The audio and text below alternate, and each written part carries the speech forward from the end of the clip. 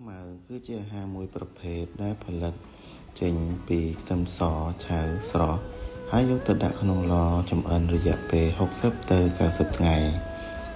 ខ្ទឹមខ្មៅមានអត្ថប្រយោជន៍ជាច្រើនដូចជាប្រឆាំងនឹងការរលាកនិងសម្លាប់បាក់តេរីការពារថ្លើមកាត់បន្ថយជាតិពុលក្នុងថ្លើមសម្រួលកម្រិតជាតិស្ករក្នុងឈាមនិងអាស៊ីត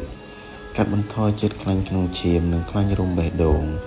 ជំនួយខួរក្បាលឲ្យមានការចងចាំល្អប្រឆាំងនឹងអុកស៊ីតកម្មនិងប្រឆាំងភាពចាស់